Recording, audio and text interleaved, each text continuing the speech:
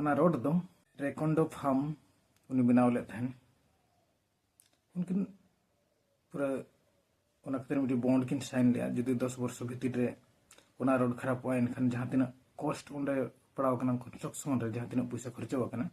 ओना किन M road ओमेनतन ओना रोड नितो धबिते उना चेहरा बनाव कना ओना ना माने वैल्यूएबल कंस्ट्रक्शन हाई ड्यूरेबिलिटी नितो धबि चेत असुविधा के बाय हुई कना हेले उनकिन उन बेस किन कमी किया ओना खातिर ते उनकिन कंपनी दो को भारत सरकार ब्लैक लिस्टेड गेट किना भारत रे दो जुदी जहां बेसे कमिया एनखान उनी दो नो दिसम रे बाको थाय अजय उनी अडी गान लेकान कथा अंजमा और जहां तिना कंपनी को मेना को नितो जतो बो नेला मैक्सिमम जतो रोड रपुदो कना बेनाव तारा ओंडे गाढ़ा कना पूरा रपुद निरुक कना ब्रिज को कोलाप्स कना नेशनल हाईवे में जतो लेका